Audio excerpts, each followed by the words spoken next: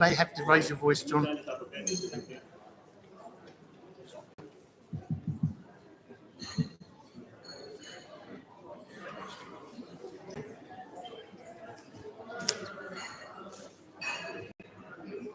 All right, is that any better? Right, okay. Good morning, everyone. Thank you so much for coming. This is the annual awards day for the London Learning Consortium, and I'd like to welcome on behalf of the board and the staff colleagues. Today we celebrate the outstanding achievement with 8 award categories to present. But first, thank you all for attending today, and amongst those present, we have the Worshipful the Civic Mayor of Croydon, Councillor Alicia Fleming, and her consort John Wentworth. And we also have Sarah Jones MP for Croydon Central, Nicola Hay, Chair of AELP, Richard Bromfield and David Southwood, ESF Management and Delivery Advisors, Laura Dubeck, Programme Delivery, GLA, and Anne Key, CEO of Cache. Since we were last in this splendid hall, Braithwaite Hall, the world has been turned inside out. There are now new ways of working, including virtual meetings, working from home, and hybrid working. And this undoubtedly will continue. But through its dedicated staff, tutors, trainers, and partners, London Learning Consortium aimed to help its members and learners to cope with the world of work and with the future. So a very brief introduction only from me, and now I hand over now to Steve Jeffrey, our CEO. Thank you.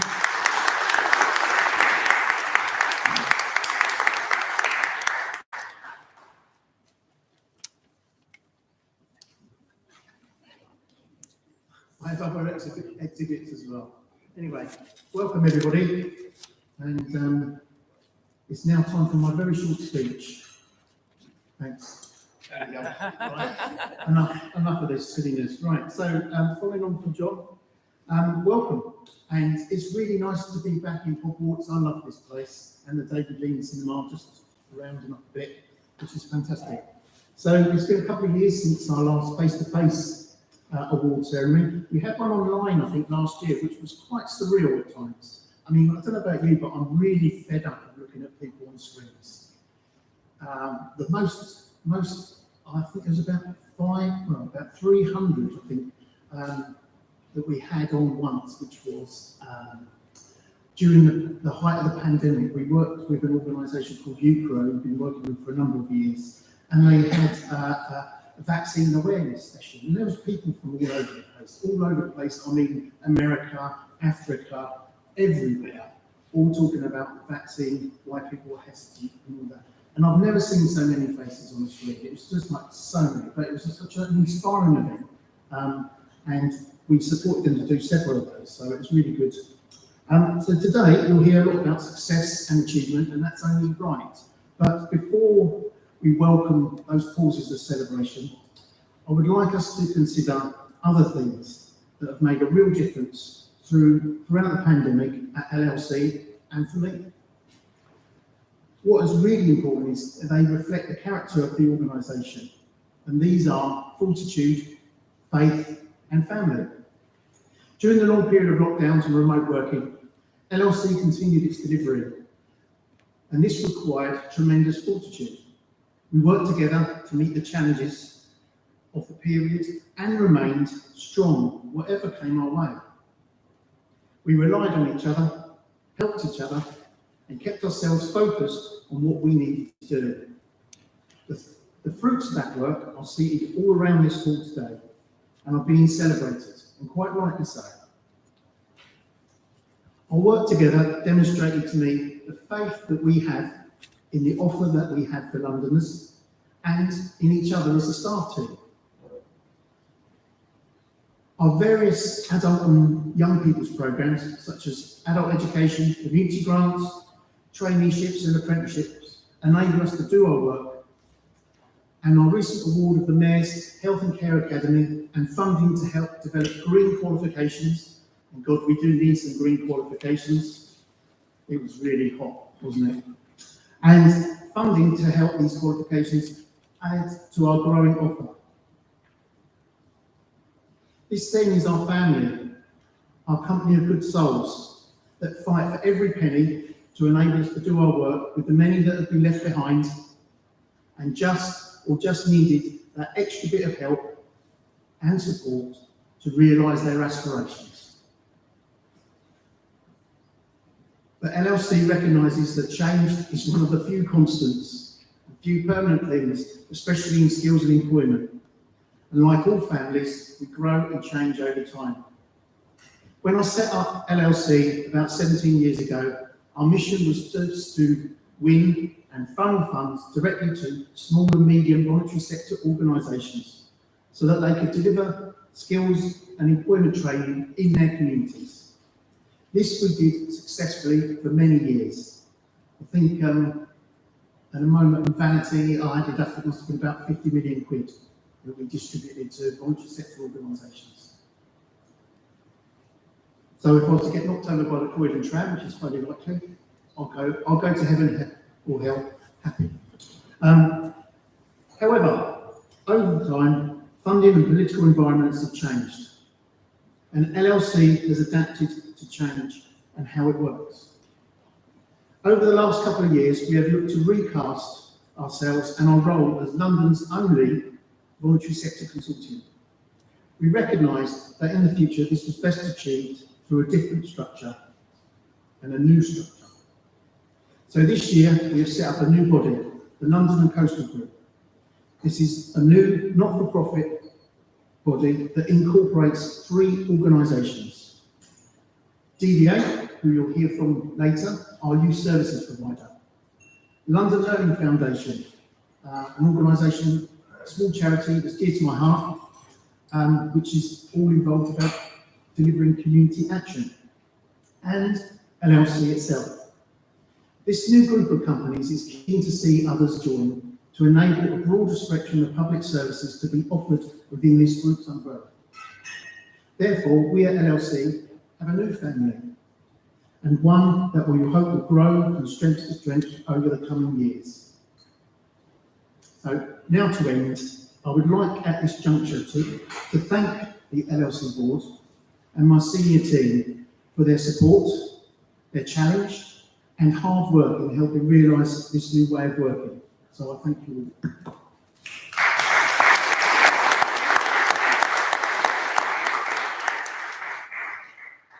As I run for the leadership of the Conservative Party, the first thing that I will do is cut taxes, okay? Where did that come from? I hope you enjoy the rest of the morning's celebrations, and please take time to meet people and share your stories, because it's the stories that really make a difference here. So enjoy the rest of your morning. Thank you.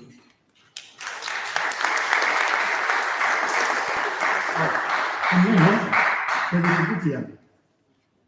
Have I got to do something? No.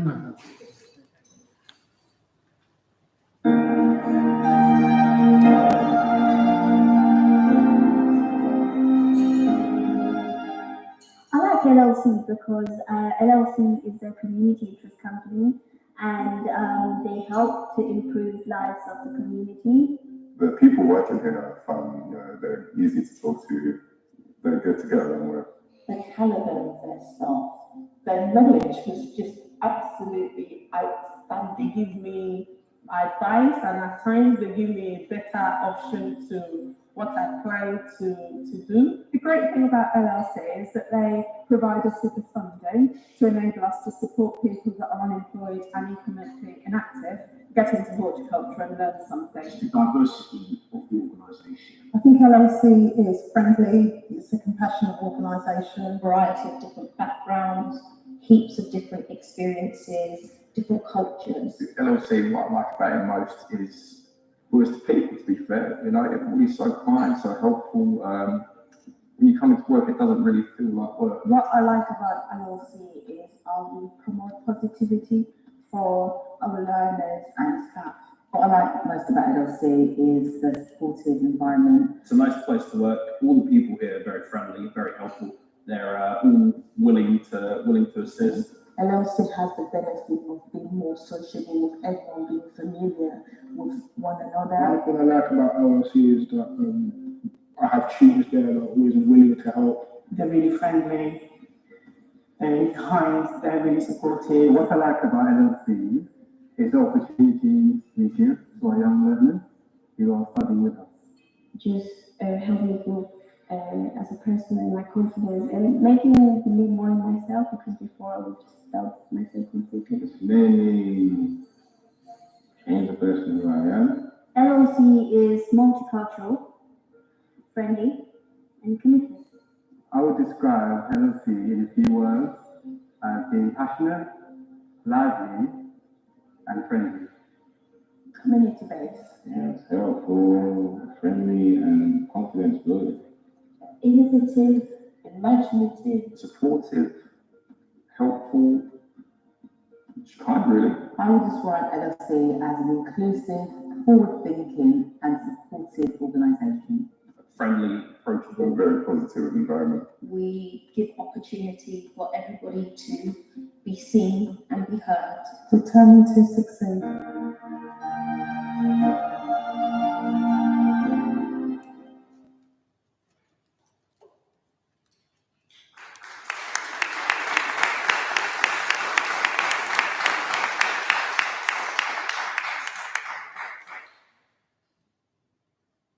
I'm conscious that the civic mayor needs to be leaving us at 10:30. She has another appointment, equally important as this one. And Madam Mayor, would you like to, by any chance, say a few words to us? Well, as you're here and you've taken the trouble to come, it'd be nice to hear. Thank you. I know it's unexpected, but anything you can say would be most welcome. Thank you. Unexpected, but yeah, thank you. And lovely to see each and every single one of you this morning. And please forgive me that I'm only able to stay with you for a short time. I'm sure there'll be some mums and dads in the room, and it's the end of the school term, and we have a school leaders assembly to attend. So otherwise, I would have stayed with you for the duration. And actually, there's a reason why I would have loved to have stayed with you for the duration. And I was sitting with my consort, former councillor, John Wentworth, now we're not on the old one. And we were commenting that the word friendly and kind kept coming up over and over again in that presentation. For me anyway, I come from a religious background, and the Bible always says that in order to have friends, you have to first show yourself friendly.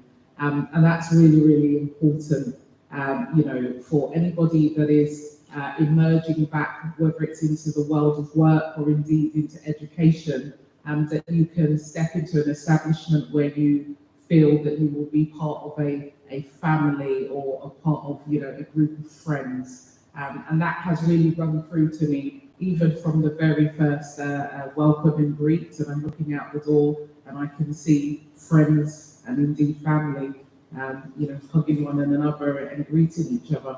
And that's the first step into education, actually. It's the first step in how we re-engage and find our ways and our own roots. I am one of 6, and I come from a background where my father, who was dyslexic, really he struggled at school, and so as a result, for him, ensuring that all 6 of his children were educated was really important to him. And he instilled in us that knowledge was power. Very later on in life, he was able to re-engage and go back into education through CALAC, growing in adult learning and training. So in a very similar way to the London Learning Consortium. So to be here and to see, some of the responses and the feedback that's been given in that video says a lot to me about the work that we've been doing over 17 years here. I was listening to you speak, and I'm sure that 17 years ago when you began this journey, you probably didn't realise, one, how many friends you would gain along the way, but indeed how big it would grow and continue to grow. And I know that it takes a village. I know that it's not one person. You've got a fantastic chair here. John's very efficient. So I'm sure he's going to tell me to stop talking in a moment. So I can see. When they start approaching you, it's time to end. But you know that it's a collective of people that come together to make sure that there's that friendly environment and that caring environment for learners to be able to begin to find their ways again and step back out into the world of work. So I really hope that both myself and my consort John will be able to come and join you again at future events. We most definitely will. I wish you all the best and all the success. I hope that each and every one of you will be able to get some time off over the summer and have a little rest, and perhaps we can meet again in September, and we'd love to become one of your friends. So thank you so much. Thank you very much.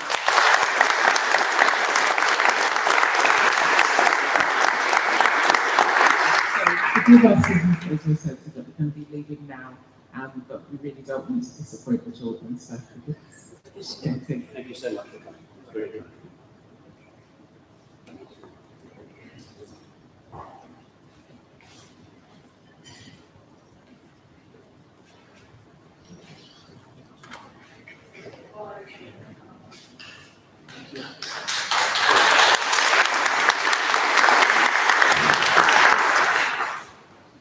That was very generous of Madam Mayor to give such a speech quite spontaneously. She wasn't expected to speak, and I thought they were very nice and kind words, and from the heart, I felt. So much appreciated.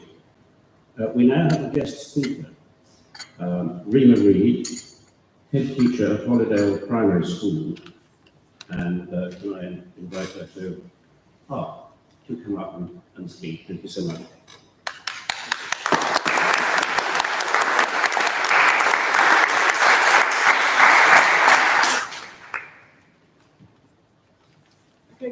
Good morning. It's a real pleasure to be here. Really quite exciting because my journey is very similar to lots of the students who come to LLC. So I'm very privileged. I finished school yesterday. It's the last day of term for me. So yeah, I'm really excited to start the summer holiday with this presentation. So my name is Rima G. Reid. I'm head teacher of Hollydale Primary School, which is in Nunhead, the London Borough of Southwark. And I put here that I won the Pearson's Teaching Award last year for Head Teacher of the Year in a primary school. And that's really important that we hold on to that.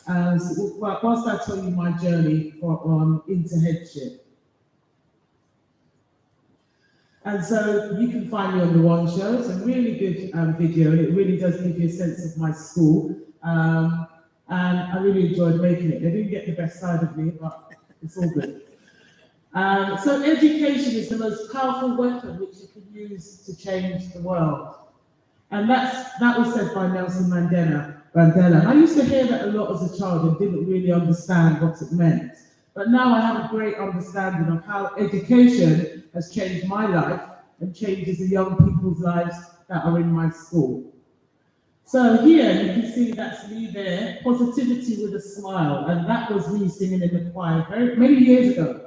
And I was smiling, and my dad had taken me down to the centre that day or the day before, and he shaved off all my hair, and I was really upset about it.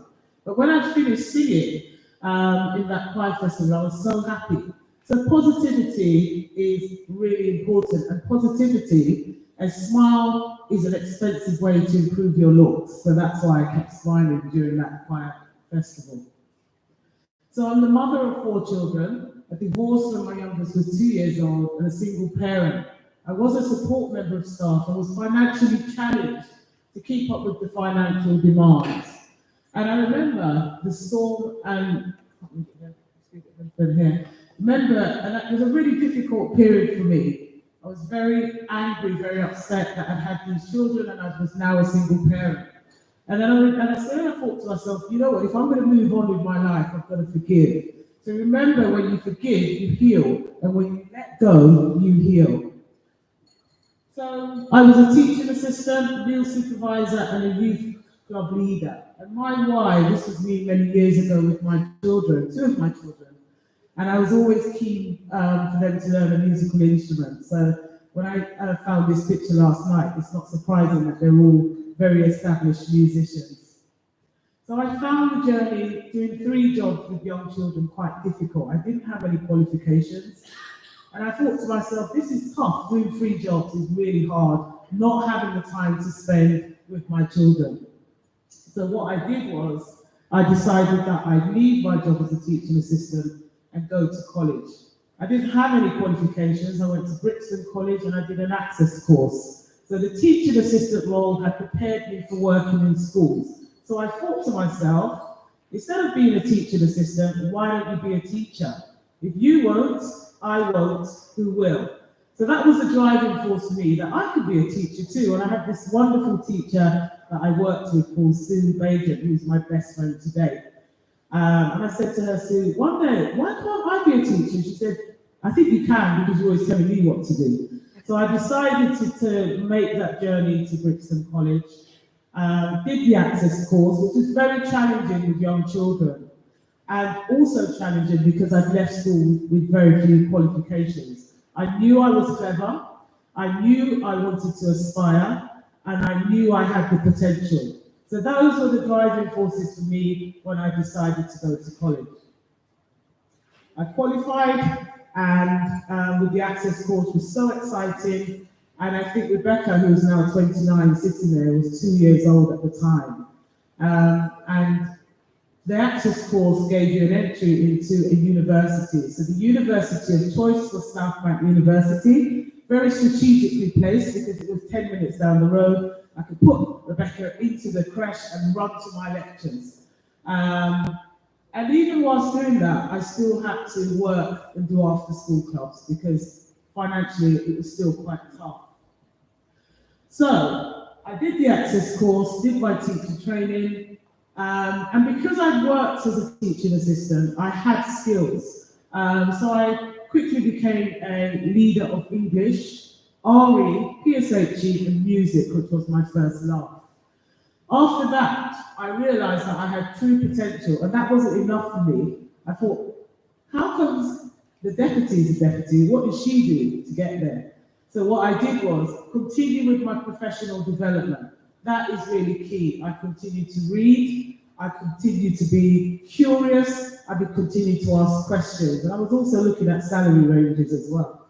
But anyway, so vice principal of a large urban school in Brixton, and then I became the acting head teacher, responsible for the curriculum. I was quite keen that the curriculum was a curriculum that reflected the multicultural society that we lived in. After that, I was offered the role of a co-head teacher in a Muslim faith school. And I wasn't of the Muslim faith, but I wanted the skills. I wanted to know what it was to run a school. So that was a real opportunity. So I stayed there for 4 years, which was really challenging, but it equipped me with the skills I needed to run a maintained primary school. Whilst at the faith school, I trained to be an inspector. And this is someone who had no education and 4 children to manage as well. I enjoyed doing the inspection because I do believe that there needs to be watchdogs. There's research that said black boys were underachieving. There's research that said disadvantaged children are underachieving. So I wanted to go into schools and really know what was going on. Then I was interested in inclusion, inclusivity, because my oldest son, which I didn't talk about, Andre, was born with cerebral palsy. I was 22 years old when I had him, and when you're told that your son's brain damaged and would never walk or talk, that's a bit of a shock.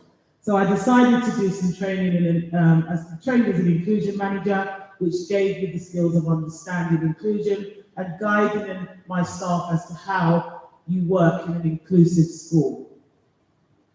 So you grow through what you go through. So one day you will wake up and all of a sudden the weight of the last few weeks, months, or even years will be lifted off your shoulders. You can't control when the day comes, All you can do is stay strong and trust that it's coming. And that's how it was for me. One day I decided that having all of these children, being divorced, that wasn't going to get me anywhere. So the revelation came that I needed to grow through what I was going through. So this here was when I was a meal supervisor, and then I became a teacher. And as a young teacher, I mentored teachers that came into teaching and needed support. And one day I got a call from the Mercury paper to say I'd been nominated as a really good NQT mentor. So for me, leadership is unlocking people's potential to become better. My experience is fed into working with others, and always remembering that to mentor others when you reach a certain position is also very important. So developing yourself. For me, it really was about not just going to college, but really development, self-development. You are the books that you read, the movies you watch, the music you listen to, the people you spend time with, the conversations you engage in. Choose wisely what you feed your mind. So I became very friendly with Sue Mussett, my best friend from Somerset, the class teacher. And I spent time with people who would help to develop me. We would talk about books, we would talk about movies, but we talk about the fact that I needed to get that essay written to pass the course. Because she had the skills, she would read my essays and support me. So a child who reads will be an adult who thinks, and it's really important that reading, it will support you on any course that you do. The most simplest of courses, if you read around that subject, it will support you. So leaders never stop learning. Being here today is a learning experience for me. I constantly read, and I say to young people now, okay, I keep forgetting about podcasts. You need to listen to podcasts as well. They will support you on your learning journey. So, my story, meal supervisor, head teacher of the year in a primary school. I'm a keynote speaker on stepping into leadership, which is a course to aspire Black, minority, ethnic teachers to become leaders. I work on the National Professional Qualification in Leading Teaching, a keynote speaker on that. I work for Southwark Stands Together, which is about an anti-racist curriculum, and endorsing that. And as I said, my first love is music, so I sit on the Southwark Music Steering Committee. So this is someone who started off at Brixton College with no qualifications. And when I listened to Steve, I was just inspired by his passion. I thought, how am I going to follow Steve? Because that's so passionate. But what came through was the core values that LLC has. And core values are really important. This is my family, that's Andre, Jules, and Rebecca. Spending time with my family is important. One of the things I did on that journey was to some degree neglect family time. But we've sorted that out now. Just even eating a meal together is family time. I became really ill with diabetes and liver disease. So I decided that making self-care a priority is quite important. So I play the guitar, about to do my grade 2. I work out. I probably don't do all of that exercise now, so I need to change that. And that's my family. My daughter Rebecca is now a teacher. At 22, I was a mother, and she was a teacher at 23. Jules does law. Andre has cerebral palsy. And Hannah's about to go off to Sussex University. And the certificate that she got this year from her school was she will be the next Boris Johnson. I'm not quite sure if that's a good thing or that she's slightly obnoxious. But what I'm saying to you is that the journey is such. Core values is important, and I ran my household with respect, responsibility, relationships, and resilience. And those are now the core values of my school.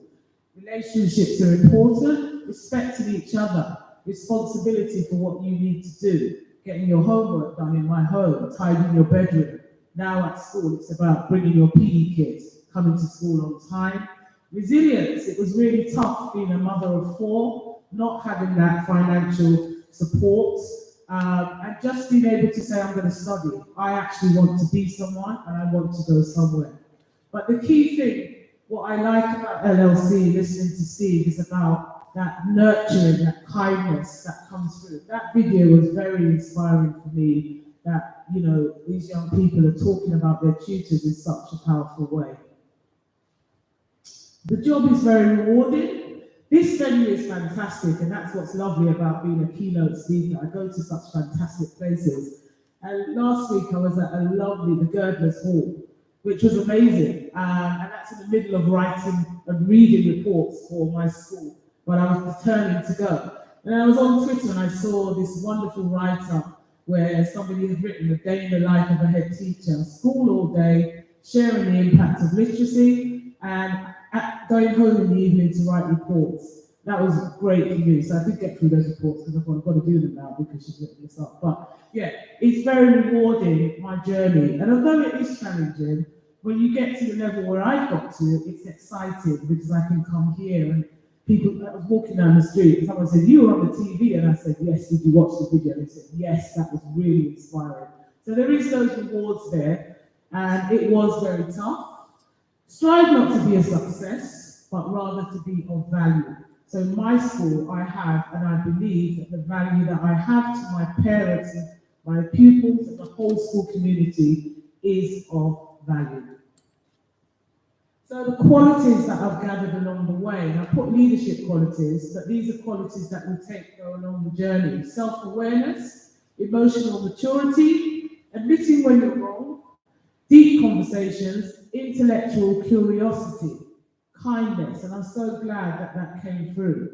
Or sometimes when you get to this level, you sometimes forget that to be kind goes out the window, and I always remember that it was the kindness of the tutors at Brixton College and my wonderful friend Sue Bajent, who moved back to Somerset. That was what helped me get me through. Having ambition, I always believed that I had ambition, even as a teaching assistant. I thought, I want more. I was hungry to want more. I wanted more for myself, but my why was about making sure my children would be successful as well. So there are 8 rules for success that I live by. See failure as a beginning, not an end. If you don't go after it, you won't get it. Always do more than what is expected. Assume nothing and question everything. Make peace with the past, as I did. Divorce, very tricky marriage, or you'll pay for it. Stop thinking so much and start acting. Never compare yourself to others. Teach others what you know. So the motto at my school is invest in yourself, be the best that you can be. So there was a song that I wanted to play, so I've gone over time. You know, as I said, I'm a great musician. I play the piano, guitar, and everything else, violin. But music sometimes really helps me late at night whilst the children were in bed writing those essays. So I just want to finish off with a little bit of this. Sorry, Steve, that I've gone over. But this song really is, gets me here every time. And as a head teacher, I still have my challenges. But when I listen to this, something inside so strong really Can I does test the pregnancy help before I me to miss get it? through. Yes, you can. And now, Clear Blue Digital Ultra Early detects very low levels of the pregnancy hormone. That's not me. No way. So I'm glad that I've made the links here with Steve and Pam and Liz, because I have lots of young people that need placements, and I'm willing to have them at my school to help them on their journey. So just going to end with this, and thank you so much for listening to my journey.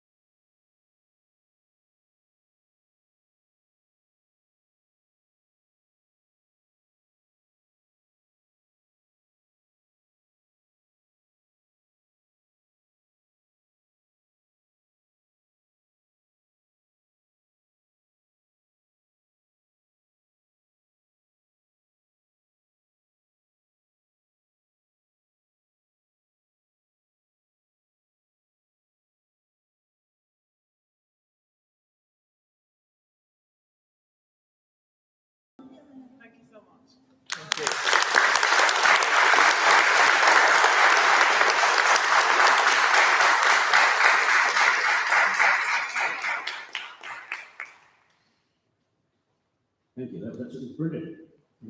Who needs inspiring? You know, here we have inspiration actually in front of us all the time, and this is what LLC is about. Also, to inspire everyone to get the best out of themselves and their colleagues. And I've certainly found that over the 9 years, 10 years that I've been with LLC. Anyway, we now move on to the really exciting bit of the day, and that's the awards. So we've got 3 to come, and then we'll have a bit of a break. And the first award is for Adult Learner of the Year. And Jermaine, thank you, Jermaine. Jermaine will make the award. Make it. Present it. Thank you. And Jermaine.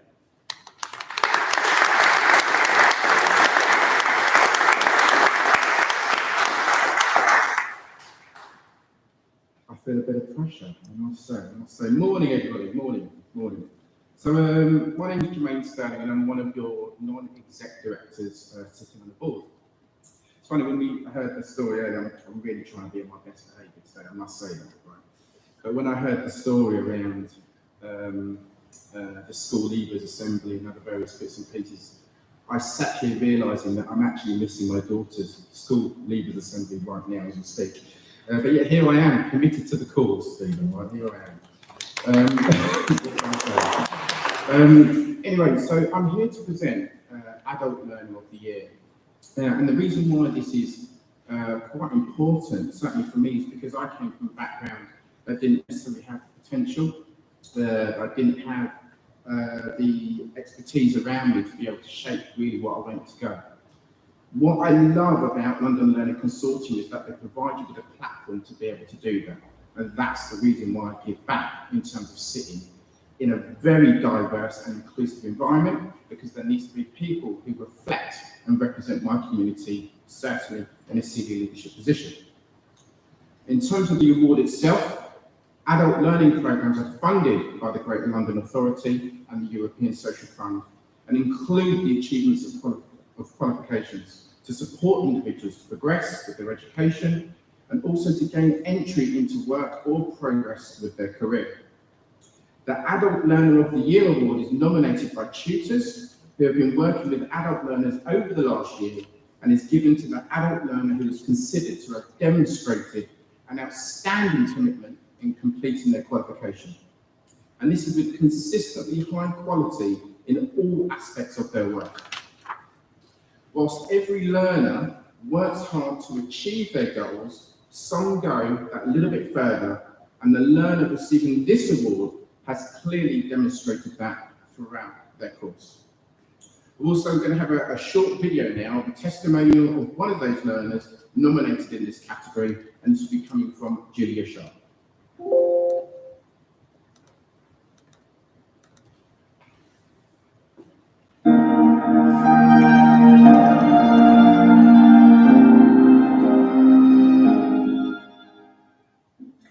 Having lost my office job, I was at a loss what to do, and then decided, hey, I can do something I really love, which is working with young children.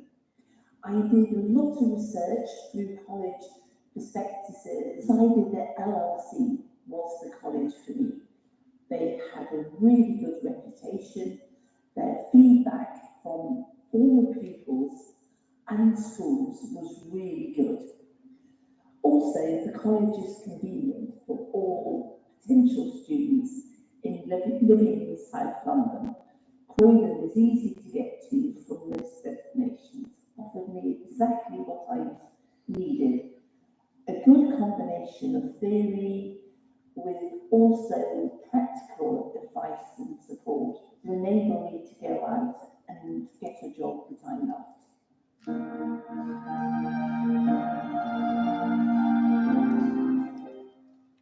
Thank you. And the nominees are, it sounds like some Golden Globe stuff, the nominees are, so we have Julia Sharp, nominated by her tutor Simone Maskell. We have Frishta Amadzi Habula, nominated by Udine Sukwa. We have Lucy Shelby, nominated by Eugene Sukwa, and we have Sarah Bradley, nominated by Avis Blair. I can do this long pause. Bated breath. All right. And the winner is, of the Adult Learner of the Year, Lucy Shelby. This award is accepted by Eugene Sukwa.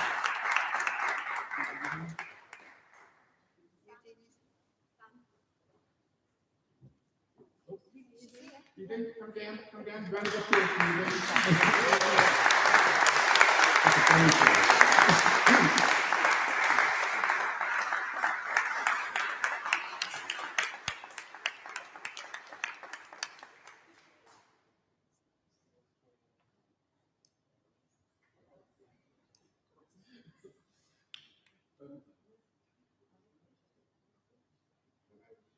We also have some certificates, so if we could call up, if they are here, for the nominees. We have Frishna, if they're here, Sarah Bradley, if they're here, and Julia Shaw, if they're able to come down.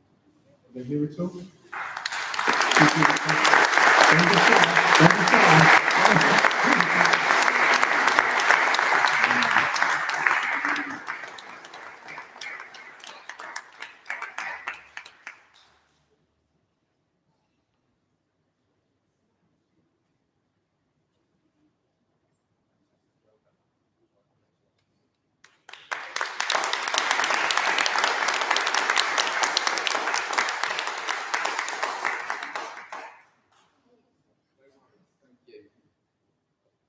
Well, I think that's it for me. If you want to hand them to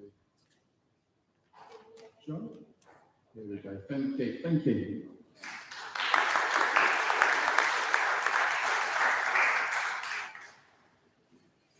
Thanks, Wayne, and also thanks to the award winners. We now move on to Young Learner of the Year, and Reba Reid has very kindly agreed to make a presentation. Thank you.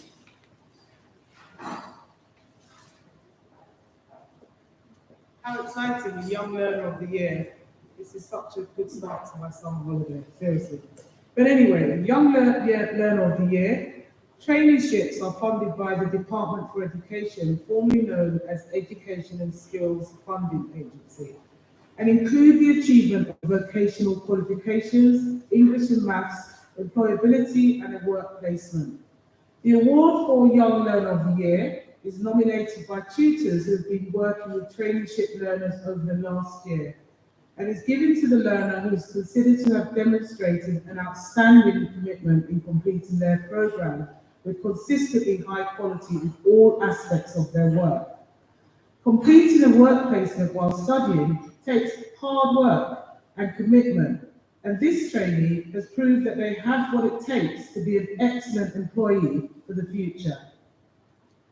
Nominees are Mohammed Sakil Udin, Paul Rose, Isaac Era, Katrina Manglite. The award goes to Mohammed Sakil Udin.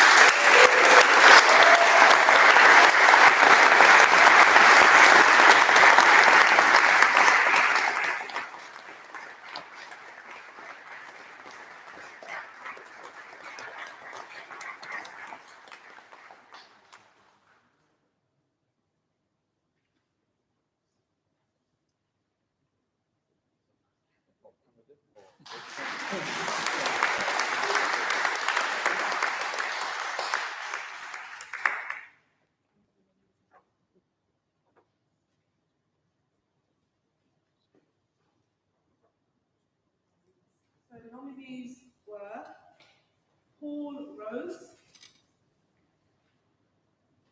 Isaac Era, Katrina Manglite.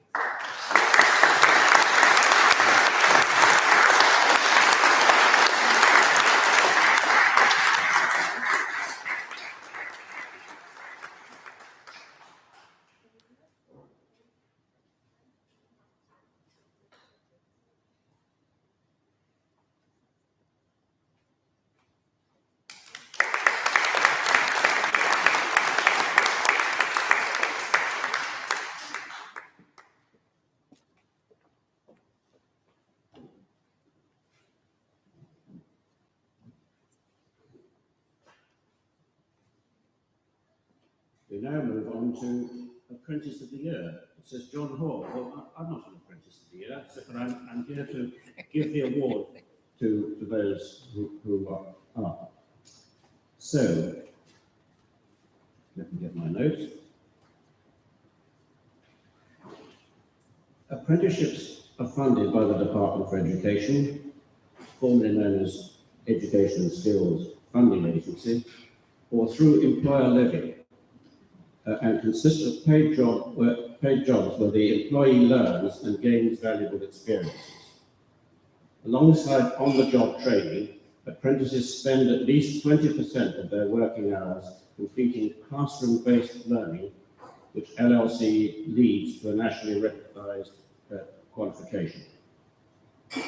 Apprenticeship includes paid employment, hands-on experience in a specific sector, at least 20% off-the-job training, and formal assessment leading to a nationally recognised qualification. Development consultants have been working with apprentices over the last year, and it's given to the apprentice who is considered to have demonstrated an outstanding commitment in completing their apprenticeship programme with consistency, high quality in all aspects of their work. The nominees are Mark Dukes, Ryan Harrison, Sybil Bryce. And the award goes to Mark Dukes.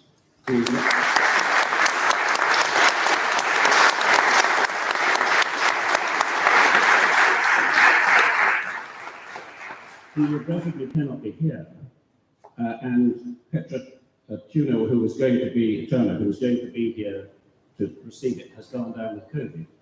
So we have Yvonne Portis, who has very kindly agreed to stand in. Thank you so much.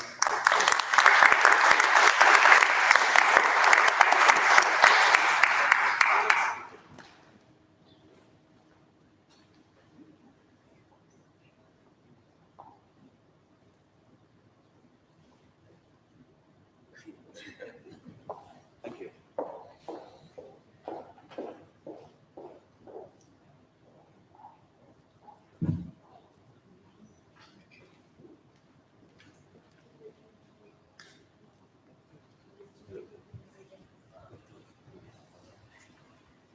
We've also got an award for Ryan Harrison, who I believe also is not here.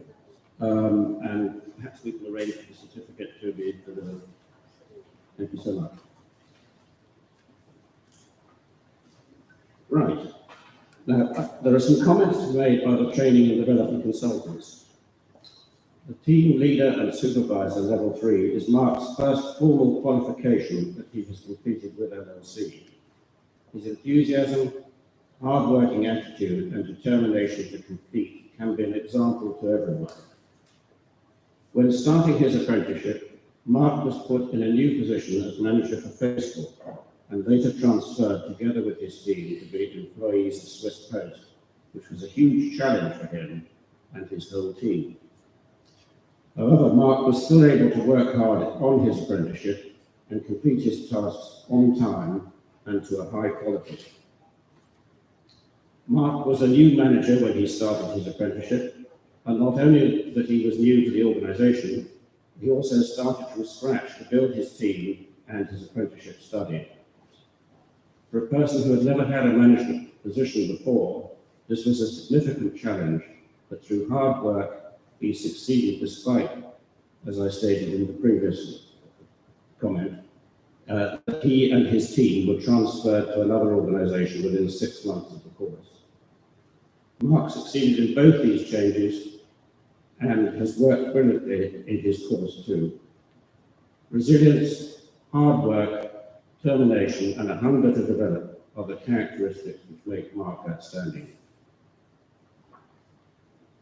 A new assessor has described Mark as hard-working and an approachable person and happy to help at any time. That's a very rewarding accolade, I feel. And talking of rewarding accolades, we've reached the point where we can award ourselves a tea and a coffee. So we've got 15 minutes or so for that. And thank you all for being here, and do enjoy a bit of a break. Thank you.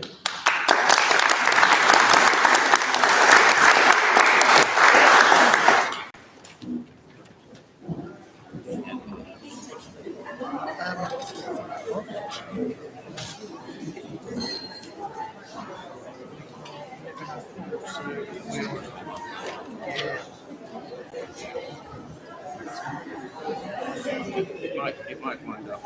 Sometimes they wind up.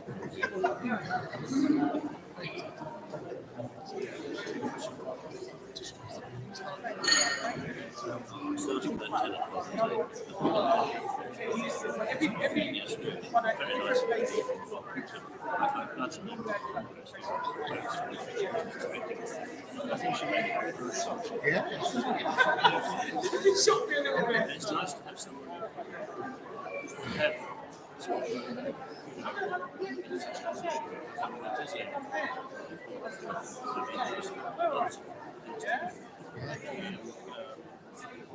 She's not to be seen around the world.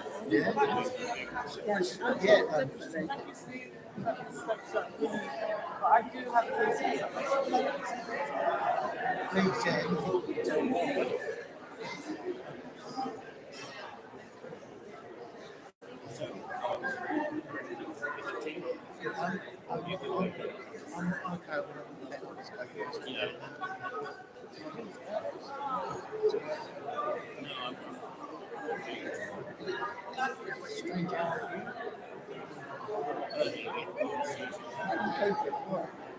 Yes, I had a bad strange going in the room next to me.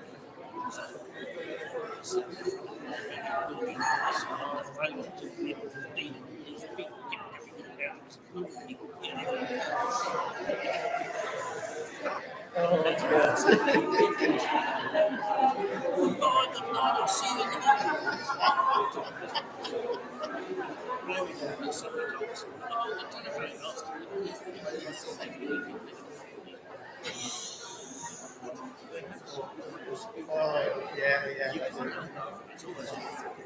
And it is. The guy where we just moved to, our next door neighbour, he's South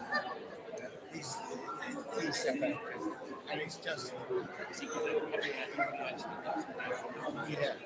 you just going like, what? It is a very distinct accent, and one you cannot describe. But a lot of them are extremely nice.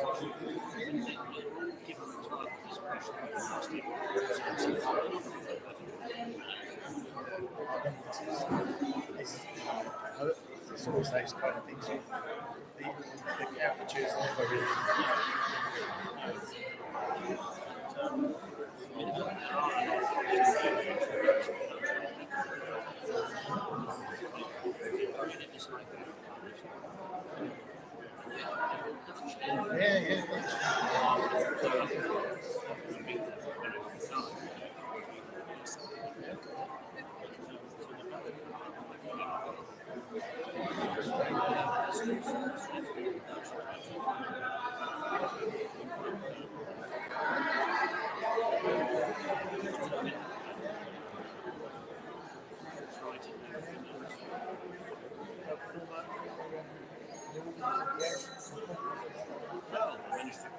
If you go to the museum in Amsterdam, there's private places proud of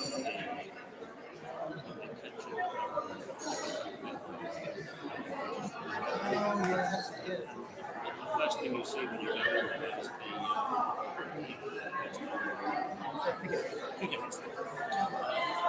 the King Charles address flagship.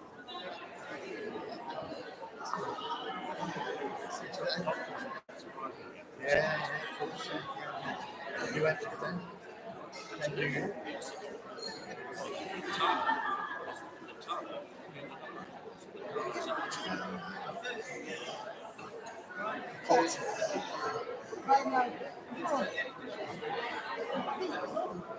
I think it's like we need to open the window. I can't reach it.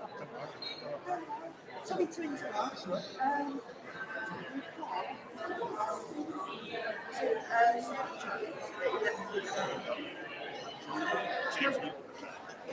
mind, she needs to go at 11:30. Can we just put her first and then the next one? Yeah. Jim might protest. I know, but I'll talk to Jim.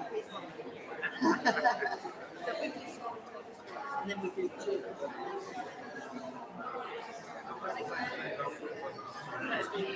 Sarah goes next, and then Jim, and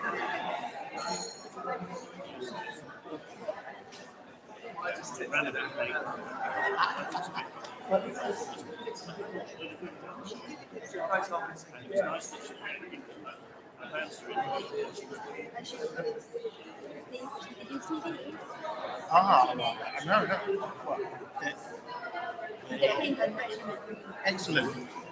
Excellent. he's going to be the mayor.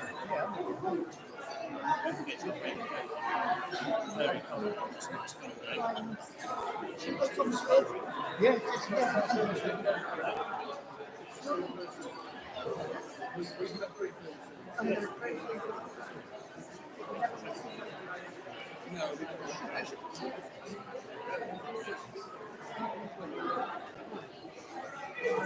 Thank you for sorting that for me.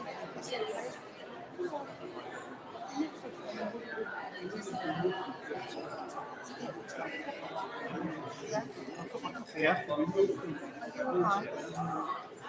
Oh, I might get you a fresh What, you can take that one back. Yeah. Are you sure?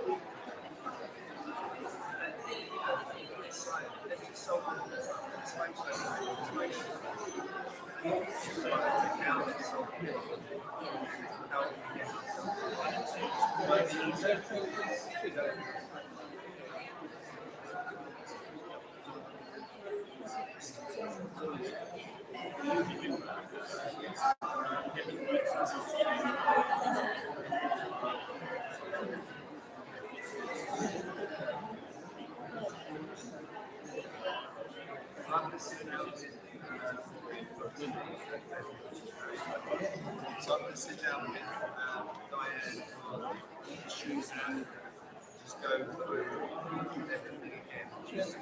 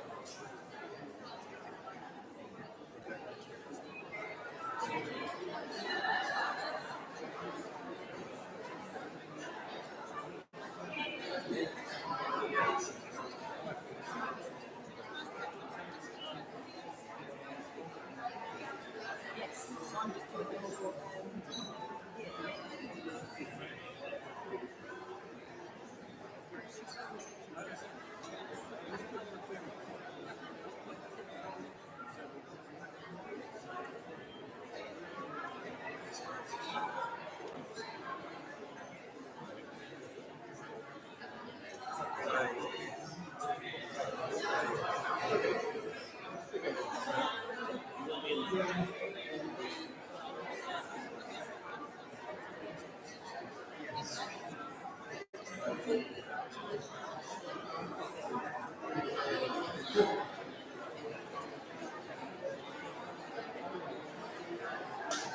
and gentlemen, shall we all be reconvening in about a couple of minutes, thank you. 1 or 2 minutes. Pass the word back, thank you. Thank you very much.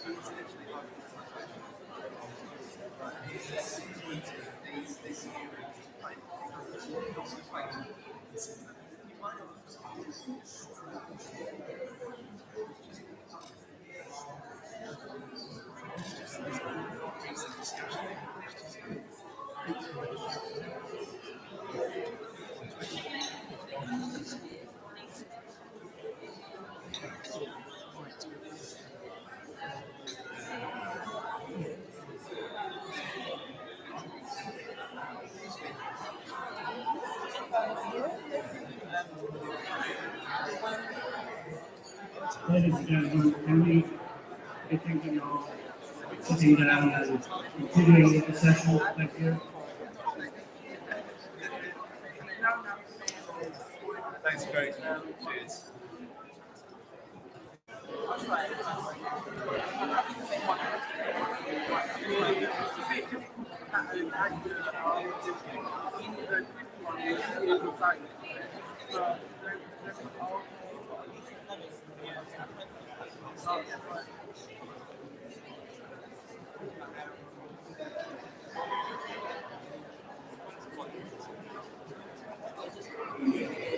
There's going to be a slight change in the order of the proceedings. We have an alteration so that Sarah Jones will be giving the next award.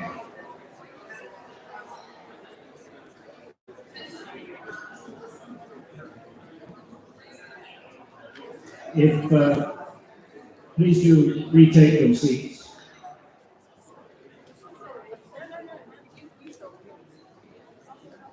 Thank you very much.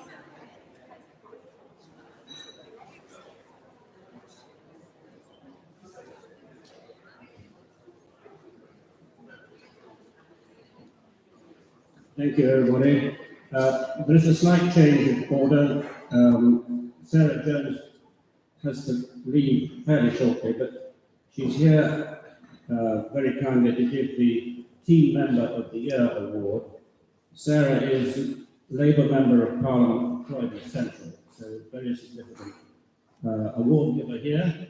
And Sarah, can I hand over?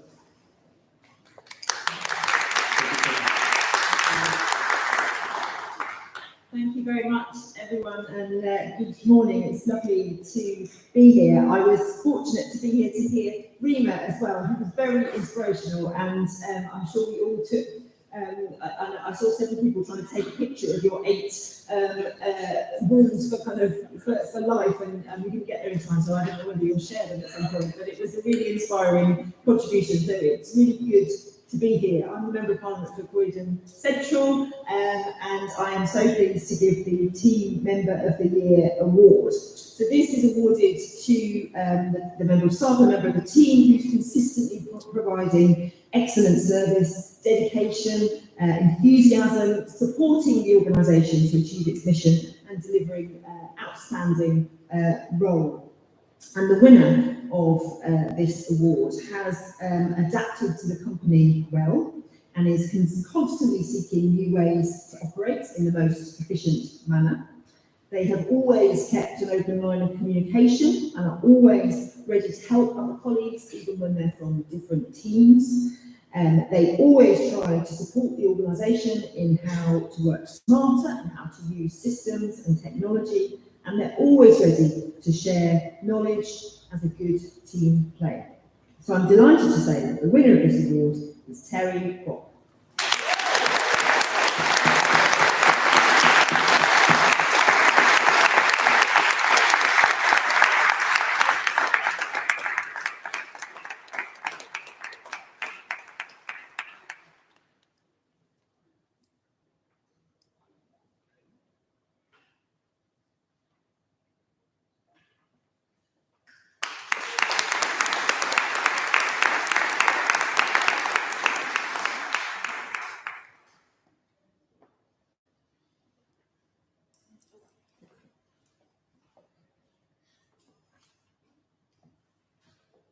Thank you very much.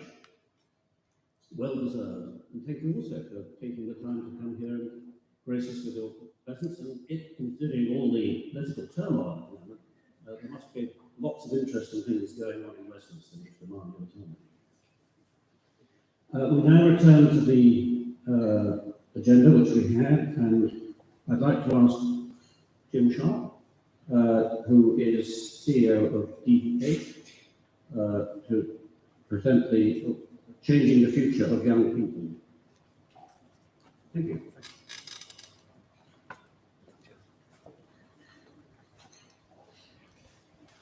Thank you. Good morning. My name is Jim Sharp. I'm the principal at DV8. All I'm really going to do this morning is give you a bit of an idea of what we do at DV8, because many of you may not have heard of us, and even if you have heard of us, you really might not know what we do. So we're a relatively new member of the LLC family, based down in sunny Bexhill and even sunnier Brighton, and we're a small specialist college for young people over 16. So what way are we specialists? We are specialists in that we focus solely on creative industries, specifically games design and development, creative media, which is the broadest of our courses, film, photography, websites, podcasts, that whole range of things, music production and performance, which is everything from writing the song all the way through to promoting and releasing it and then performing it live. And new for this year, we're running courses in esports. Now, we offer all those courses as study programs for 16 plus students, which means that as well as the vocational course, they're doing English and maths still, they're doing personal social development, and also lots of enrichment, lots of tutorial, lots of support. So unashamedly, those courses have been chosen to re-engage young people in education, as well as meeting obviously regional and national and local needs for actually skills. So what is DV8 in terms of, if you like, its USP, or what it's like? It's very different, DV8, to a large general further education college, easy for me to say, or a sixth form college, in that, first of all, we are very specialist. We only do those creative courses. We really focus on small class sizes, on average about 14 students we really try and make work. In that way, we can provide a really supportive environment for our young people, lots of one-to-one support, lots of ability to develop individual skills and individual portfolios for those students. And the vast majority of the tutors at DV8 are not coming into DV8 from a teaching background, they're coming to us from an industry background or from a postgraduate background, and then we will support them in their training. But for us, what's really important is that they have those industry skills, and it's contemporary industry skills. It's not someone who worked in the industry 20 years ago, it's someone that's still working in that industry and can give them really up-to-date skills that will help them be able to go into employers and speak the same language.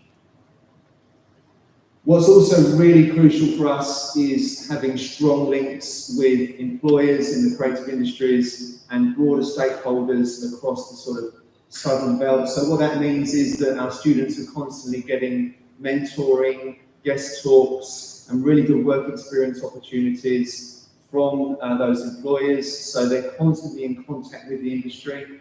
And that means that we've got all of these people, which this needs to be updated from this year, who are providing really good work experience. We've had students working on Gay Pride this year in Brighton, doing loads of promotion for that. We've had students who've been writing soundtracks for books in the Brighton Book Festival. We've had students that have been doing lots and lots of great marketing work for small businesses in the area, and videos for them, websites, etc. So there's a really nice dynamic engagement with the local industries and giving them really good real world experience, because we're really focused on the idea that the impact that we have comes from where the students get to from coming to DVA. Okay, it's great to get a distinction in your extended diploma, but what's really important actually, and what really defines us in terms of success, is are the students progressing either to the next level of education or into a sustainable and meaningful employment. So that's absolutely crucial to the ethos of DVA that we're developing. So who are the students then that come to DVA? As you can see, we're relatively small, grown significantly in the last couple of years. The 285 is the projection for September based on enrolments to date and applications. So we do have quite a broad range of students. Obviously, students from the local secondary schools are increasingly coming to DV8, but a large proportion of our students are students that have had different barriers to engagement in secondary and even primary learning. East Sussex, for example, I think has got the second highest level of electively home educated young people in the country. So these young people that may be suffering from all manner of reasons why they are not engaging in mainstream education, and they find our environment supportive and a good way to transition back into education rather than perhaps a very large GFE with thousands of students in it. Similarly, we have a high proportion of students with education healthcare plans, about 40%. We work with 3 local authorities, West Sussex, Brighton Hove and East Sussex, and we're actually the largest provider of EHCP education for Brighton Hove now as of last year. And about 70% of our students will have a self-declared SEN, that can obviously range from dyslexia, autism, all the way through to a wide range of needs. But I think increasingly with the challenges that young people have been facing post-pandemic and all the issues that have emerged, we're seen as a safe environment for young people that want to feel supported in a small and inclusive environment. So I guess really for me to start rounding things up about DV8, what is the strengths of DV8? Well, we're small and we really recruit based on word of mouth as much as anything. I've never worked anywhere that had 100% parental satisfaction survey from all the parents. Every single parent said they would recommend DV8 to other people. So most of our students come through that word of mouth. We don't have a massive marketing budget to compete with the big colleges around us. As I said, we've got great relationships with our local authorities and working with them to support students with EHCs. And we've got really strong relationships in the community, both with employers, with other industry groups, and with larger industry groups across the country. I think we've got a clarity of what we do. We're focused on the creative industries and supporting young people to move into those creative industries and develop the skills they need to be successful there. We're growing quite healthily, and with the support of LLC, we've just got a constant focus on always trying to be better and always trying to provide a better provision for young people that entrust themselves with us. What are we trying to improve? I won't dwell on this too long, but it's a good problem to have. We run out of space. We need more space, and finding space in Brighton particularly is an interesting challenge, shall we say. Probably like all employers at the moment, we've got a real focus on staff wellbeing and retaining people, looking after people, transitioning back into working full-time post-pandemic. That's something that we're focusing on a lot, and we're fortunate to have a really strong board that's supporting us with that. And like all educational organisations, balancing solvency and standards to be successful. Unfortunately, our students' work doesn't translate brilliantly to a 2D presentation. I've just got a couple of little slides. This is a young lady who joined us at level 2. So this was someone who hadn't done brilliantly at school. She's done a portfolio of work doing portraits of people's pets. And now she's actually taken commissions over the summer in her local area to do these portraits for people. This is another young lady who was inspired by, if you've heard of Ansel Adams, the American photographer, and wanted to create work that was in the sort of same ilk as that. And finally, this is an example of some of the sort of animation design that the young people are working on. This is inspired by the Jack and the Green Festival in Hastings for a game that the level 3 students were building as part of their real world work experience. So obviously the most exciting thing for us is the work that the students are able to produce at the end of the year. If you have the time, please go onto our website. There's a lovely page that's got all the animation, all the portfolios of the student work, which is something that we're massively, massively proud of. That's me. Thank you so, so much. If you want to know anything else about DV8, please just come and grab me afterwards. I'll be delighted to tell you more about it. So thank you very much.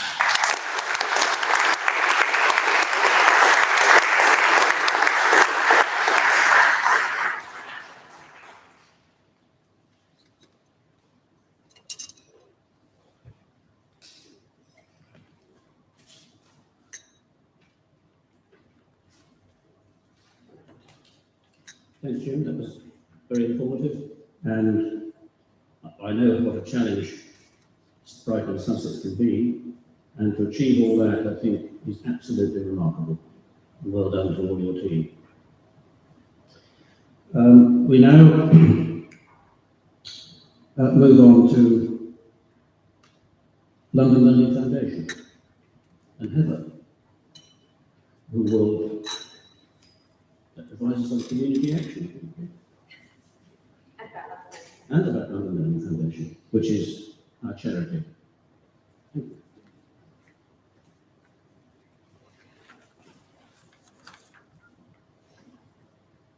So my name is Heather Armstrong. I operate as the Director of Business Development at the London Learning Consortium.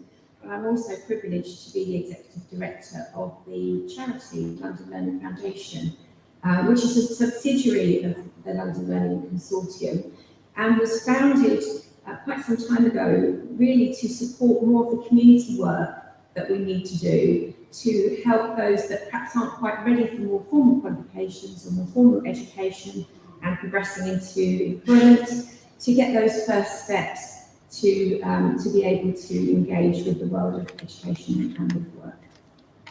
So we are the smallest sibling of the LLC family and have really not been operating fully for very long. But already we're starting to see the impact of the work that we're doing. And I think it's fair to say that certainly the work that LLC do, it was very clear to us, particularly post-pandemic, that more and more people were coming through with mental health problems, with wellbeing problems, with challenges to engaging with education. And that in turn, if we don't help to support people with that aspect of their wellbeing, they're not going to be able to study. Taking something else on top of that, trying to study, trying to work when you're struggling with your wellbeing, with your mental health, is a really big challenge. And I'm mindful of some of the things that Riemann had said around resilience. The kind of people that we're working with at London Learning Foundation have to build that resilience. They don't have it. And that's why the charity is so important to us, to help those that need a little bit extra support to be able to then progress well into education and into employment. So we had started at a really unfortunate time, 2019, when the pandemic hit. Unfortunately, was really difficult because the kinds of learners that we work with, they find it hard enough anyway. So as you can imagine, with the pandemic going on, very, very difficult for people to commit to coming out and socialising with all of the worries that were going on at that time. Having said that, I'm really pleased to say that post-pandemic, we've been able to get some programmes up and running now from London Learning Foundation, and we can really see the difference that they're making.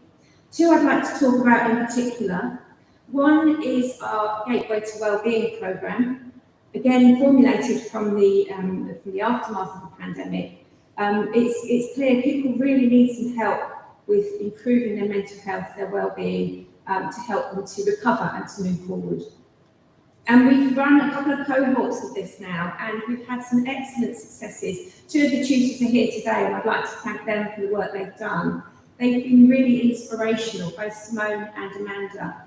The feedback that we've had from the learners around how it's enabled them not only to start to think about engaging with work, but some who've actually managed to complete their qualification and successfully move into employment, something they thought they'd never be able to do previously. So that's an amazing achievement. We had a testimony just very recently from a referral partner, the Shaw Trust, who work with individuals with challenges. And the feedback had been that the individual was absolutely over the moon with the support they'd been given by their tutor. They really never thought they'd be able to take on studying, much less be able to think about getting into work, and they really helped them and motivated them to move them forward, to be able to then start to engage effectively with the community. So going forward, we have other projects to deliver.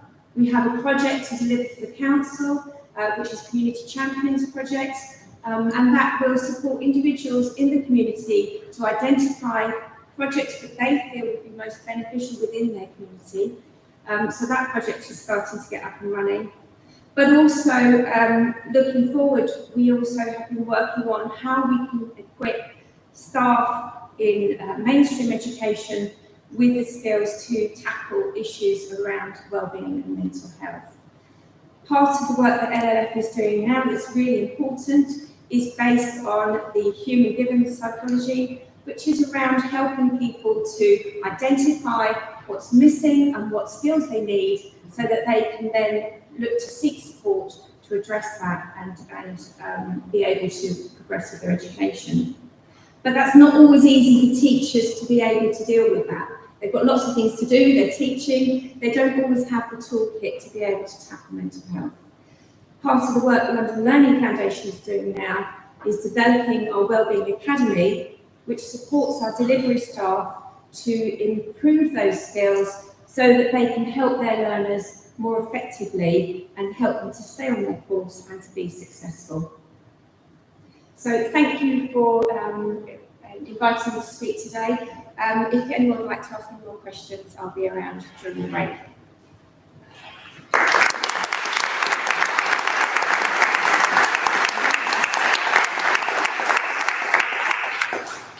Thank you, Helen. We now move on to two more awards. Training and Development Consultant and Tutor Awards. The Sue Robinson Award, Andy Wilson, one of our non-executive directors, and a while ago, chairman of LLC. Welcome, Andy, and for the award. Thank you.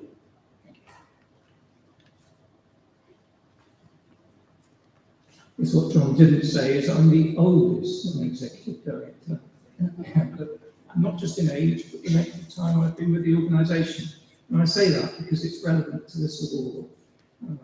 I joined Sutton CVS in 1997 and took over from the chief executive, who was called Sue Watson. She had just started up the London Learning Consortium. It was a fledgling organisation with 3 employees. No actual practical work at that time. That came about a year later.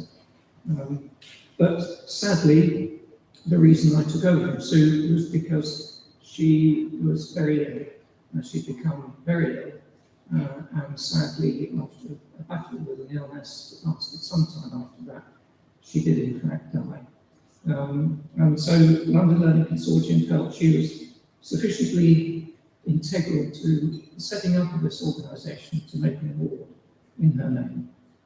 That's why it's called the Sue Robinson Award.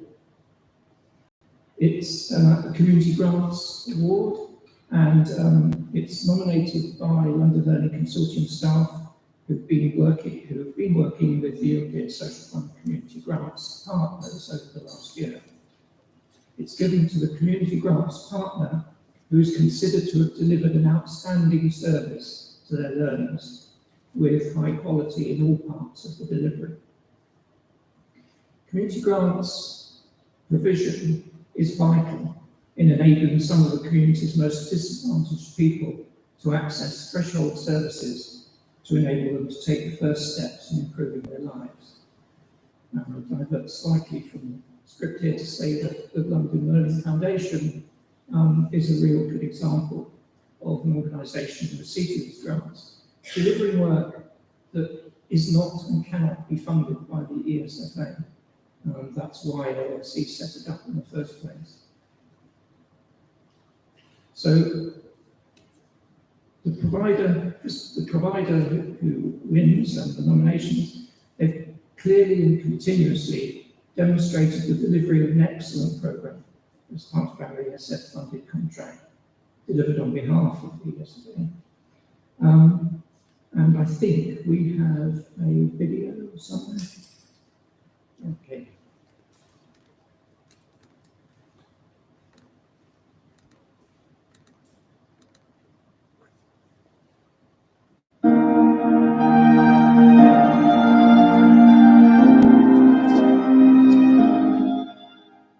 I'm the Director of Adam Knight & Associates. We are an innovative recruitment agency. I'm also the Director and co-founder of Pushing Your Potential. It's a programme that's been designed with a social purpose to deliver a number of welfare programmes. We've secured a number of grants through the LLC, and we are now actively delivering our Pushing Your Potential programme within the South East and Coastal Capital area. We've received a lot of support from the LLC, both as new grant applicants to the LLC, but also upon award, really understanding the dynamics of the area and having someone at the end of the phone, such as I, ready to answer our questions and queries when it comes to working with the participants within the local area. So you guys have been phenomenal in your support and have been relentless in ensuring that we are up to speed with everything around due diligence, reporting, and also just where to go to for support. And I would definitely recommend working with LLC.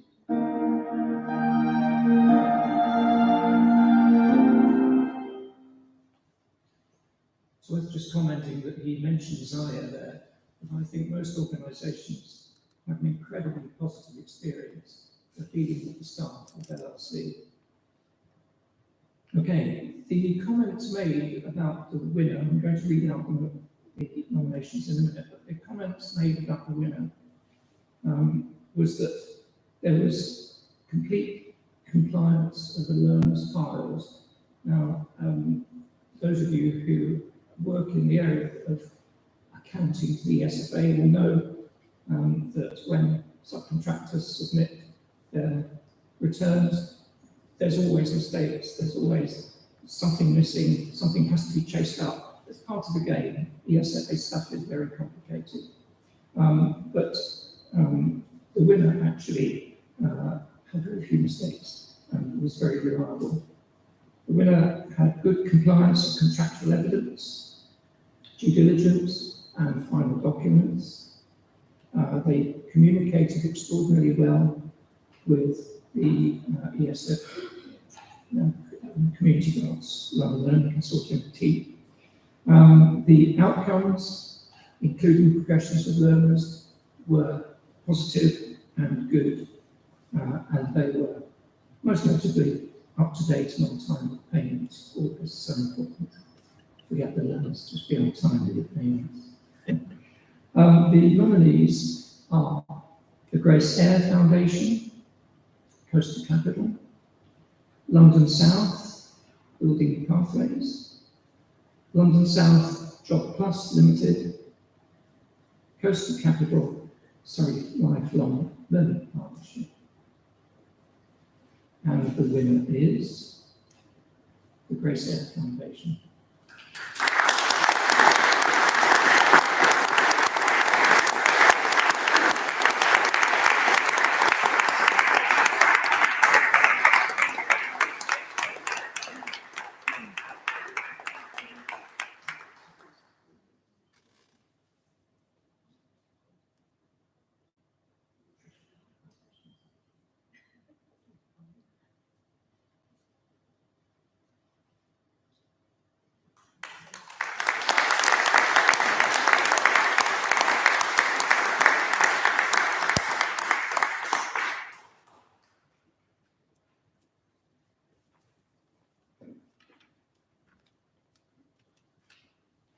was sitting there expecting someone else to say something, but it's me. Thank you, Andy. We now have Ernesto Alguinho to make a presentation for Teacher of the Year. Ernesto, welcome. Thank you, John.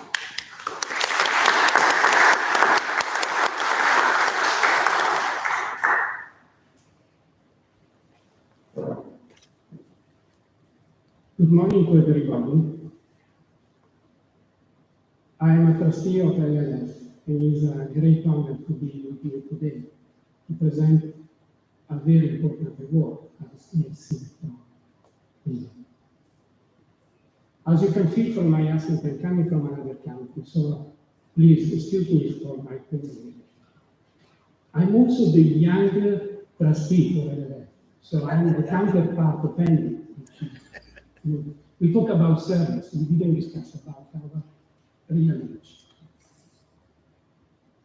The award is the Teacher of the Year and is nominated by LLC learner and apprentice and awarded to the teacher who is considered to have consistently given an excellent service to their apprentice and learner, supporting learners to achieve their qualification through juggling their personal circumstances, and we'll see how difficult sometimes to do. Constant dedication and enthusiasm, and the winner of this award has proved that they have delivered an outstanding service to LLC apprentice learners and teachers. Nominees are Eudine Sutba, Simone Mascon, Avis Blair, and Wendy Ford Joseph.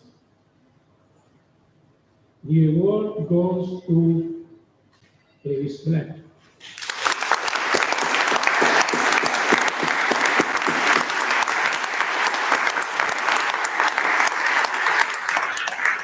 Let me read some of the comments made by the learner. Avis Blair is exceptional because she's simply great at what she does. She takes time to assist learners who need extra help by having one-to-one with them after class, and she pushes us to achieve more. Even when we are overwhelmed with the course work, she reminds us to reflect on why we choose the course and what we want to achieve. In her class, everyone is given an opportunity to be heard, and the atmosphere is always friendly and welcome. She's very understanding, supportive, and always ready to teach. By challenging me to do more independent research and putting me in group to work together as a team, that are some and common. So, thank you.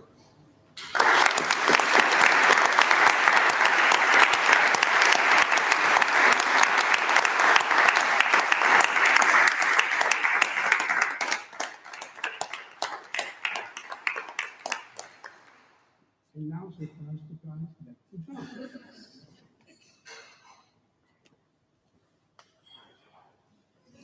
Thank you very much.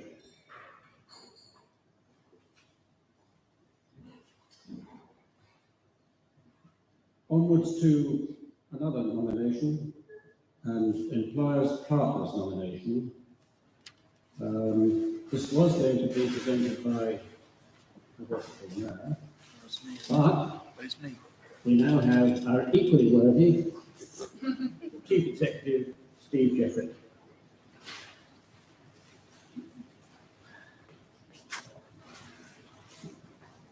There is a hell of a lot of words on here. Let's go. So, Subcontracting Partner of the Year.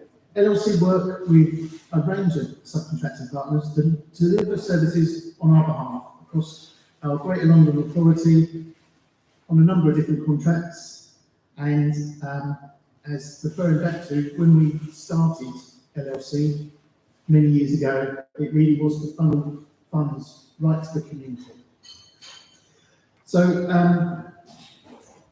this award is about the subcontracting partner over the last year who's given what we think has been given the most impact in their work and is considered to have delivered an outstanding service to their learners. And I think I just want to say it is about the service to the learners. That is the most important thing. The provision of outstanding education services is highly challenging. It takes a lot of hard work and devotion in supporting the achievement of the outcomes for learners. This particular provider, receiving this award, has worked with LLC for some time and has continued to deliver an exceptional training programme for each and every one of their learners. And hopefully you'll pick that up in the video. It's to be shown now.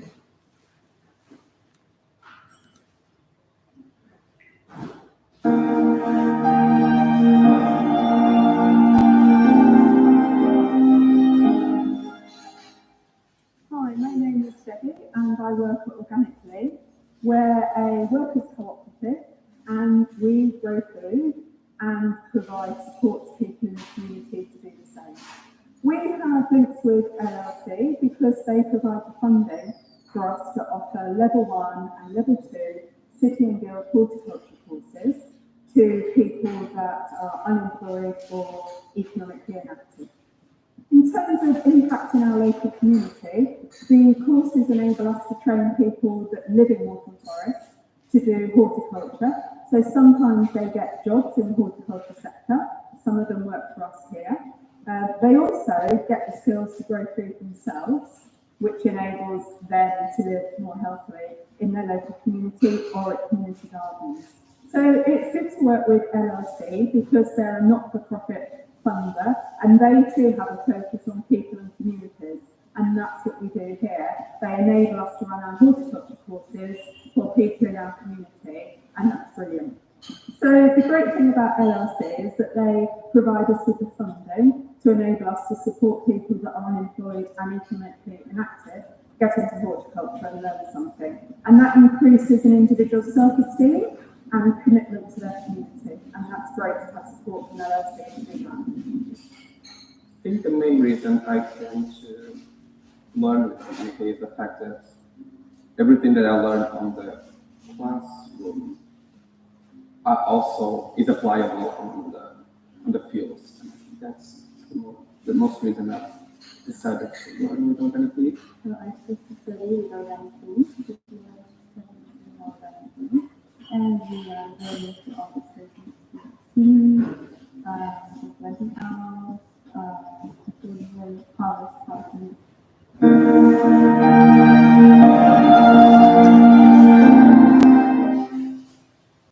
So please can I welcome Organic Leo.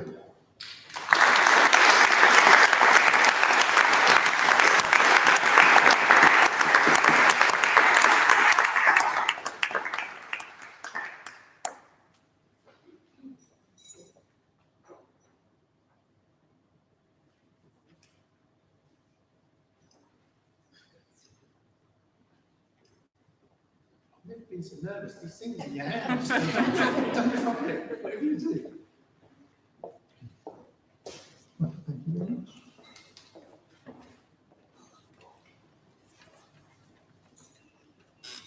Thank you, Steve. That must have been an extra challenge at the moment with lack of water for about the last 6 weeks or so. So wonderful to see all the produce there. My garden doesn't look like that. It's well dried up. So we now move on to referral partner of the year. We have Philly Smith. Thank you. Well done, Billy.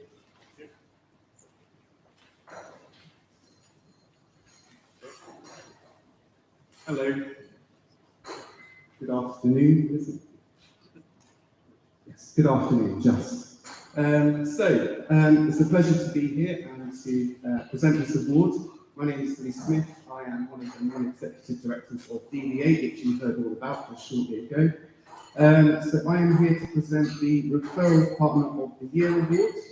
The award is nominated by LLC staff who have been working with referral partners over the last year and is given to the referral partner who is considered to have demonstrated an outstanding commitment in supporting their service users to engage with the learning and development services that are provided by LLC. Without the support of our referral partners enabling us to operate within their premises and helping us engage with their service users, we would not be able to reach out as half as many people as we do, enabling us to make a difference to the lives of so many more members of the community. The partner who has been selected to receive this award has worked highly effectively alongside LLC to enable both organisations to deliver an outstanding service to the community. So, the nominations or the nominees are Connor Nevard, Employers and Support Partnership for Lambeth and Southwark DWP, Siona, I hope I'm saying that right, Blackwood, Ingius Local Integration Lead at Lambeth and Lewisham Borough, Emma Gilson, DWP Croydon Borough Partnership Manager, and Anne-Marie Douglas, DWP Lewisham Borough Partnership Manager. So, very, very worthy nominees there. The award will go to, drum roll, Connor Neville.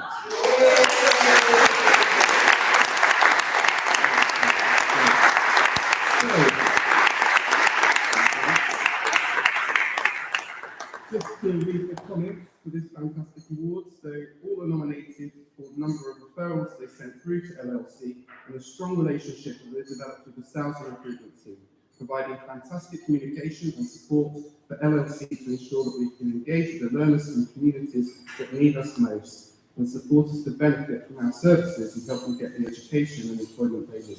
So, excellent. Well done.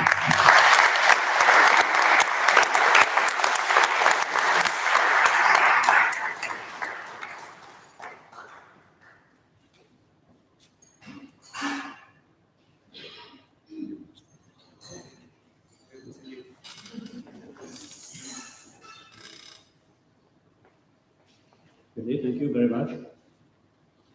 And we now have Employer of the Year, and Jermaine Sterling again.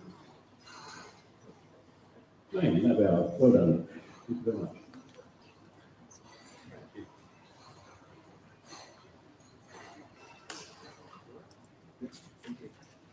Teacher,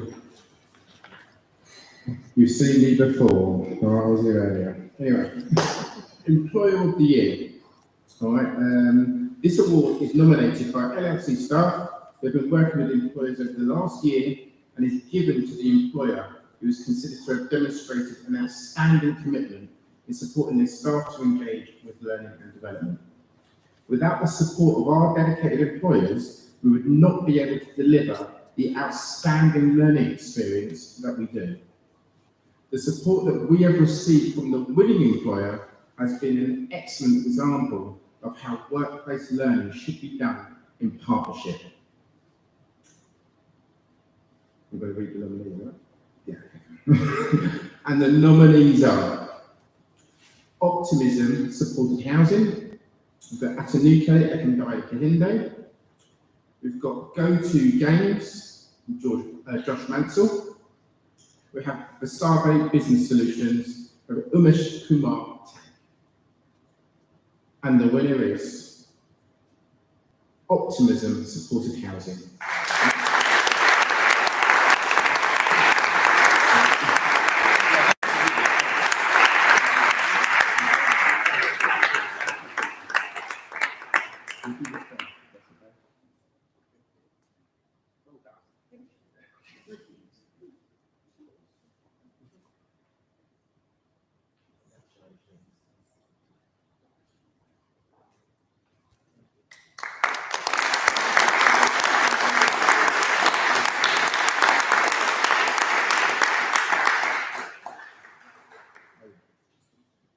If I could call up, please, Josh Mansell, one of the other nominees.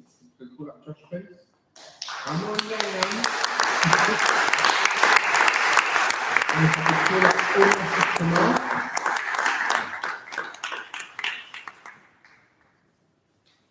Thank you.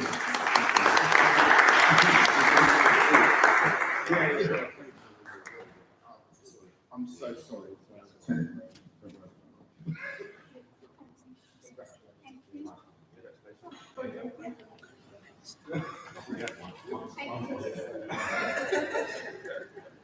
Thank you.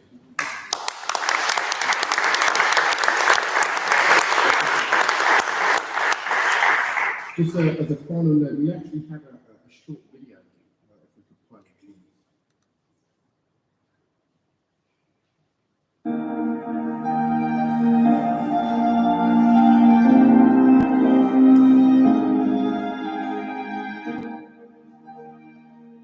Hi, my name is Atunke Kenley. I'm housing project manager for Finishing Supported Housing. We based in Croydon. I will support homeless and vulnerable people, such as ex-offenders and people that suffer mental health illness. We provide them with their accommodation and housing-related support.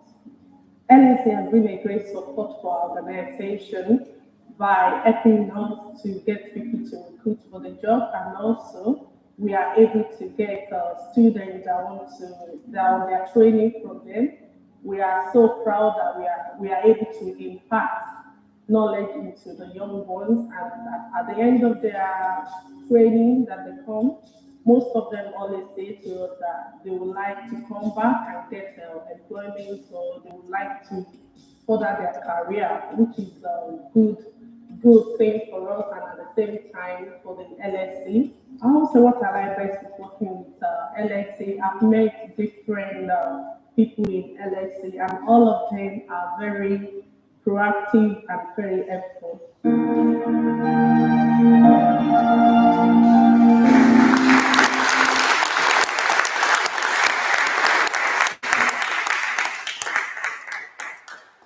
will say that there is, I've just been reading the comments about you, Anthony, and I will say that there is some fabulous comments there. I will make sure that you see sight of these so you can fully understand the impact you're having on our learners. So I'll make sure that you have that.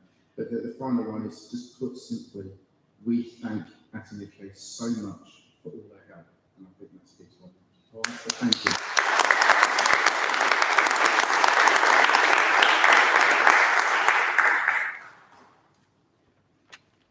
Well, that concludes the awards presentations, but we have a sort of conclusion to bring to today, and I'd like to ask Steve to do that for us.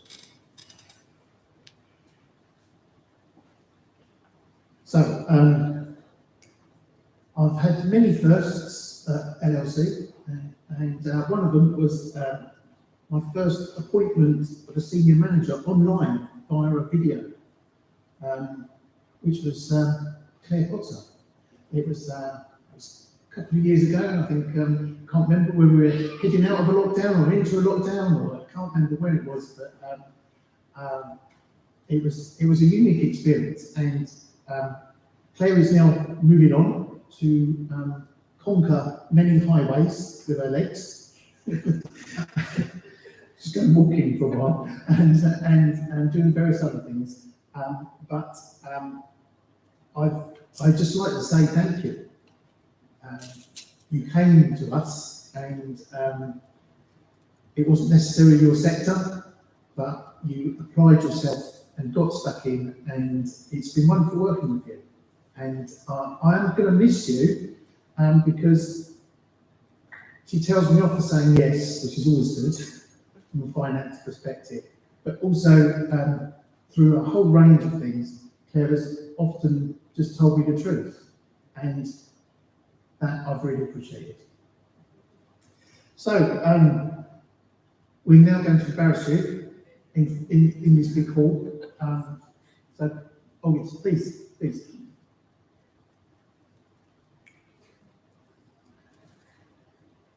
Yeah, thanks very much. Right. Please, can I have a round of applause for Claire?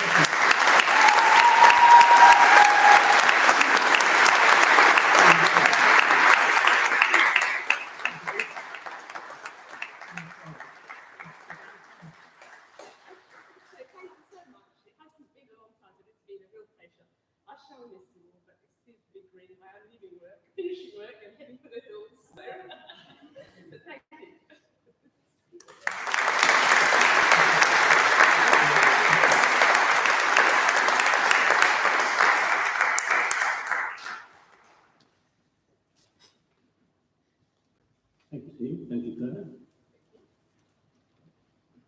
Why didn't I get a bunch of flowers like that? So we've had an interesting morning.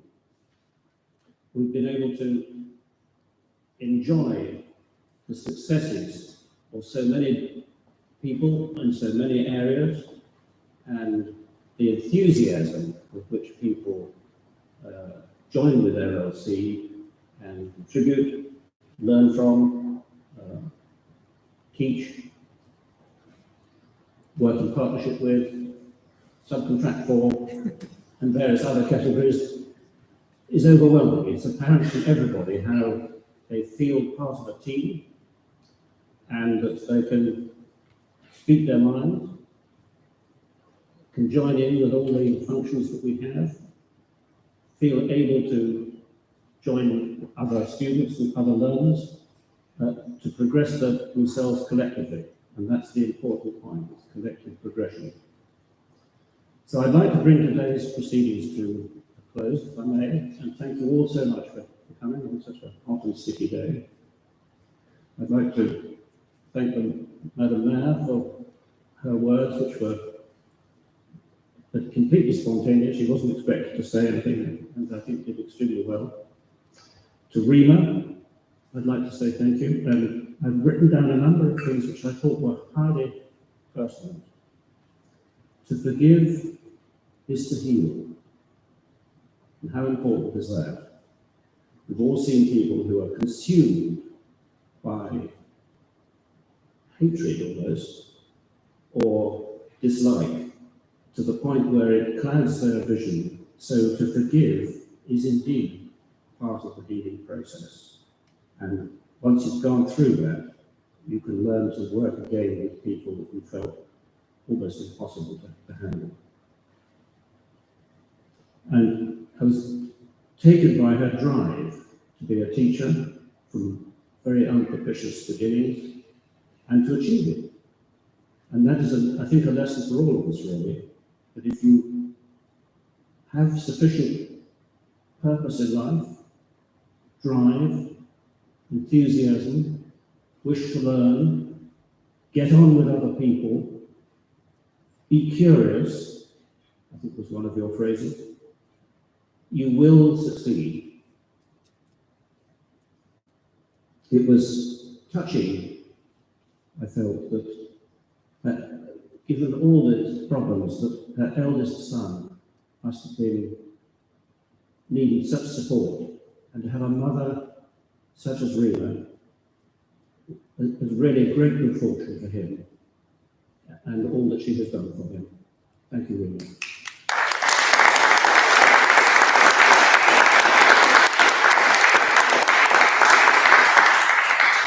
And her final comments, which I think I would like to repeat: leaders never stop learning.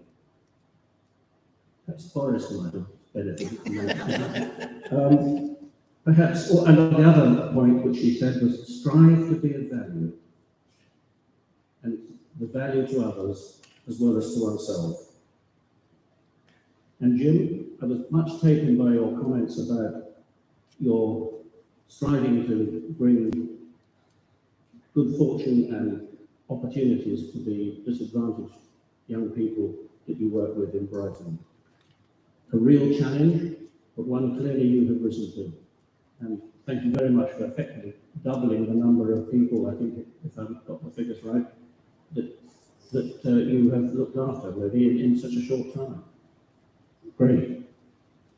And also to all the award winners and indeed the other nominees who have impressive credentials which brought them to our attention today. And to all the LLC staff and partners, thank you so much. And to all those who organised today, I know how much hard work goes into it. Thank you also for that. And to all of you, my thanks for coming today. And there is some refreshment, if I'm not mistaken. And please do partake of it. You're very welcome. And thank you.